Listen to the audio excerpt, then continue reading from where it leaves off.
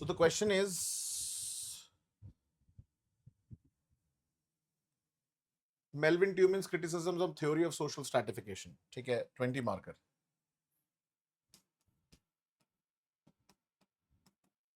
Critique of Davis and Moore. Okay. So in introduction, you mention कि इन्होंने specifically जो है structuralist functionalist जो theory है उसको criticize करा है. So functionalist perspective को criticize करा, but more categorically उन्होंने mention ही किया. So critique of some principles जो उनकी book थी डेविस और मोर की, उन्हीं को उन्होंने critique उसका लिख दिया, कि पूरी बुक का ही लिख दिया कि फंक्शनलिस्ट पर्सपेक्टिव जो डिफरेंशियल रिवॉर्ड्स और मेरिटोक्रेसी की बात करता है, ठीक है, जो जिन्होंने बोला कि stratification is a mandatory and a necessary thing in society, वो ये जो बोलते हैं कि is not what it is. So he tries to basically give a critique of the book some principles of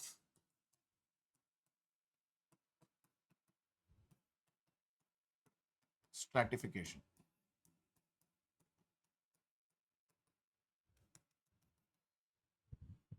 So basically, you write point by point in body what were the critiques, and जैसे मैंने आपको बताया कि we have added more context and more supporting arguments to support the idea and bring more contemporary relevance of Tumin's critique. So जैसे Tumin ने जो पहली चीज जो क्रिटिक करी वो जो था about question the functional role, जो उन्होंने क्वेश्चन किया रोल एलोकेशन के बारे में. ठीक है, जो डेविस एंड मोर बोलते हैं कि भाई role allocation is mandatory, important है, इसके बिना सोसाइटी का काम नहीं चलेगा. So functional importance of the role कैसे डिटरमाइन करोगे आप, ठीक है, and value assign to each and every role is very very different. जैसे मैंने आपको बता रहा था कि भाई आईएएस का काम इंपॉर्टेंट है, बट कोविड के टाइम पे म्युनिसिपैलिटी वर्कर्स, डॉक्टर्स का काम लोगों को समझ में आया ना कितना इंपॉर्टेंट है. तो how a role is very very important in a society, there is no such objective criteria, right. तो इसी चीज को आप देखोगे, उसके लिए ऑब्जेक्टिव असेसमेंट करना बहुत जरूरी है, बट है नहीं कोई क्राइटेरिया. तो माइकल यंग ने इस चीज को सपोर्ट करी है. So you can mention about Michael young, इन्होंने अपने वर्क में इस आइडिया को सपोर्ट किया है in the rise of meritocracy. He says about कैसे जो एलीट है सोसाइटी में वो मैनिपुलेट करते हैं सिस्टम टू बेनिफिट देमसेल्व्स.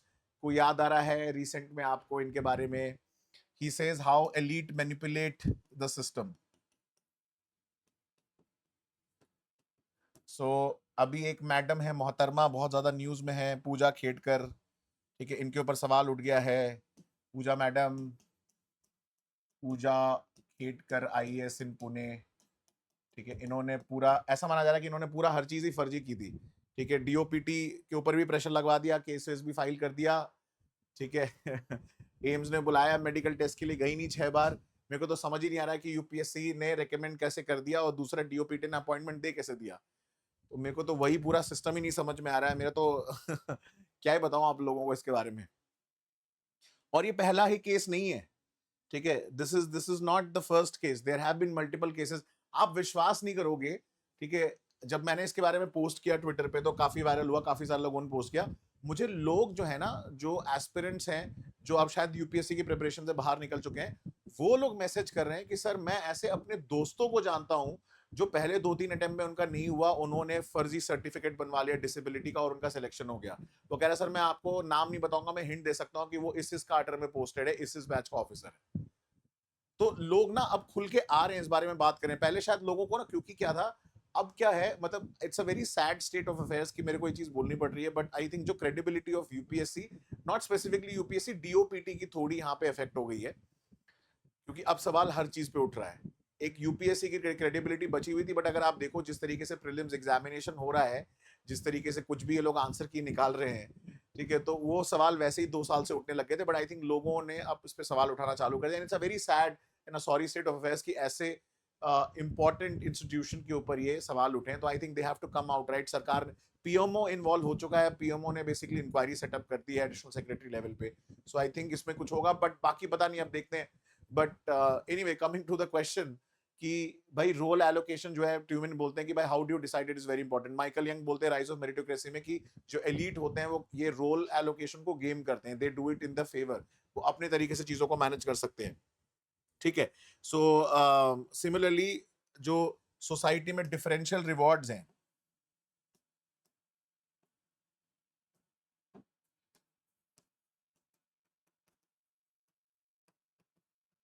ठीक है, डिफरेंशियल रिवॉर्ड्स के बारे में उन्होंने मेंशन किया कि डिफरेंशियल रिवॉर्ड जो सोसाइटी के, ठीक है, वो कई बार क्या होता है कि सोसाइटी में कई सारे बैरियर्स होते हैं, उसको ओवरलुक कर जाते हैं, ठीक है। अब इसके बारे में आप देखो, कास्ट सिस्टम बेस्ट एग्जांपल है, ठीक है, बहुत सारे फैक्टर्स होते हैं। तो डिफरेंशियल रिवॉर्ड देने से मतलब ही नहीं कि लोग मोटिवेटेड रहेंगे, भाई उनको प्लेटफॉर्म तो दो, उन्हें मौका तो दो। कास्ट सिस्टम में जो लोग हिस्टोरिकल इनजस्टिस जो इतनी सारी आपकी communities SC ST OBC face करते हैं, उन्हें आप प्लेटफॉर्म नहीं दोगे तो कैसे वहां तक पहुंचेंगे, कैसे कंपीट करेंगे। तो पीरी बॉर्डू ने अपने इस वर्क में इसको सपोर्ट भी किया हुआ है, ठीक है। कॉन्सेप्ट ऑफ कल्चरल कैपिटल में बताया कि कैसे प्रिविलेज बैकग्राउंड के लोग इसका फायदा उठाते हैं। सो यहाँ पे आप पीरी बॉर्डू के बारे में मेंशन कर सकते हैं, कल्चरल कैपिटल, कि कैसे प्रिविलेज लोग इसको, प्रिविलेज बैकग्राउंड के लोग कैसे उनको फायदा मिलता है। So somebody who has studied from a very good school, a very good college, have a significant advantage in getting better rewards and getting into a more important and a functional position in society, ठीक है। तो वो चीज यहाँ पे देखने को मिलती है। And the third and the most important, I think out of all of the criticism ना, मतलब जो सबसे इंपॉर्टेंट क्रिटिसिज्म है वो है मेरिटोक्रेसी को क्वेश्चन करना, कि आप मेरिटोक्रेसी या जो टैलेंट है, ठीक है, उसको कैसे मेजर करते हो। वो एक बहुत बड़ा चीज है कि आप मेरिट भी डिसाइड कर रहे हो कि कौन कितना मेरिटोरियस है, और मेरिटोक्रेसी जो है व्हाट इज द, मतलब आप मेरा टैलेंट कैसे मेजर कर सकते हो, कैसे somebody कैन से कि इसमें इतना टैलेंट है, इतना परसेंट है, 10% है, 90% है, 50% है, उसका तो कोई टूल बना नहीं है। सो मेरिटोक्रेसी और टैलेंट को ट्यूमिन ने क्रिटिसाइज किया कि भाई how can Davis and more decide a principle of deciding this. तो इसको आप सपोर्ट करने के लिए विलियम यूलियस है, ठीक है, उन्होंने इसके बारे में बताया कि कैसे डिफरेंट इनइक्वालिटीज होती हैं सोसाइटी में, जो मेरिटोक्रेसी को आप देखोगे अफेक्ट करती हैं। अब देखो, आप यहाँ पे देखो ना, रेस है, जेंडर है, ठीक है, बैकग्राउंड है लोगों के, वो डेफिनेटली मेरिटोक्रेसी को अफेक्ट करेंगे। लोग, उनके पास अपॉर्चुनिटीज नहीं है, लाइफ चांसेस का प्रिंसिपल है ना, पढ़ा होगा आपने लाइफ चांसेस वेबर। तो वो जब लोगों के पास है ही नहीं, तो how how can somebody get into that position, और how it is, how do you decide, how do you measure talent, ये एक इंपॉर्टेंट चीज है। तो अगेन यहाँ पे टैलेंट एंड मेरिटोक्रेसी के बारे में ट्यूमिन ने मेंशन किया है। सो विलियम यूलियस के बारे में यू कैन मेंशन, इनकी स्टडी थी एक, वो क्वेश्चन करते हैं। And last but not the least, मतलब वैसे तो बहुत सारे but these are the major ones, कि उन्होंने बोला भाई सोशल एंड साइकोलॉजिकल एस्पेक्ट से भी आप चीजों को समझिए, ठीक है, सोशल एंड साइकोलॉजिकल एस्पेक्ट से चीजों को समझिए। एंड वहां पे जो नेगेटिव कॉन्सिक्वेंसेज होते हैं सोशल एंड साइकोलॉजिकल एस्पेक्ट्स के, कि कैसे अनइक्वल अपॉर्चुनिटीज जो है वो प्रॉब्लम क्रिएट करती है। अब जैसे इसमें ना आप देखो, जो मर्टन का कितना सही कॉन्सेप्ट अप्लाई होगा, तो मर्टन की theory will be applicable for Tumin's critique. So the social and the psychological aspects. So Merton बोलते हैं कि भाई सोसाइटी ने गोल तो बना दिया आईएएस बनने का, है ना, सोसाइटी ने गोल बना दिया आईएएस बनो, आईएएस बनोगे, आईएएस रहोगे तो राजा बनोगे, ठीक है, राजा रहोगे या रानी रहोगे, लेकिन उसको वहां तक बनने के लिए मींस प्रोवाइड तो करा नहीं आपने, जस्टिफाइड मींस नहीं। अब यहाँ पे ऐसे लोग आ रहे हैं जो पूरा सिस्टम गेम करके आईएएस बन जा रहे हैं, तो क्या ही मोटिवेशन रहेगा इंडिविजुअल का, और क्या ही वो करेगा। तो मींस तो अवेलेबल है नहीं, तो अब वो बंदा क्या हो जाएगा, डिविएंट बन जाएगा, उसके लिए एनिमी का स्टेट आ जाएगा। सो मर्टन जो है वो स्ट्रेन थ्योरी से उसको एक्सप्लेन कर देंगे, तो उनकी स्ट्रेन थ्योरी जो है इसको जस्टिफाई करती है, मर्टन की जो है, कि भाई जो सोशल एंड साइकोलॉजिकल इश्यूज हैं सोसाइटी के, वो कौन एड्रेस करेगा। सब चीज अगर फंक्शनली हो जाएगी, सब चीज सब सही चल रही है, ऑल इज वेल है सबका, तो फिर तो कोई दिक्कत ही नहीं है सोसाइटी में। तो ये बेसिकली ट्यूमिन के मेजर क्रिटिक्स हैं, जो जो डेविस एंड मोर की थ्योरी को बेसिकली कवर करते हैं। एंड डेविस एंड मोर की जो थ्योरी, कहीं ना कहीं आप कह सकते हो कि वो यहाँ पे they fall short. So functional necessity नहीं है, there are dysfunctions also in society जो ये लोग कवर नहीं कर पाते हैं। तो जो ट्यूमिन का क्रिटिसिज्म है, ये सिग्निफिकेंट फ्लॉज प्रेजेंट करता है in the entire system of this stratification theory of Davis and Moore. So I hope आप इसको कर लेंगे. So now you can attempt this question and then we'll come to the last one.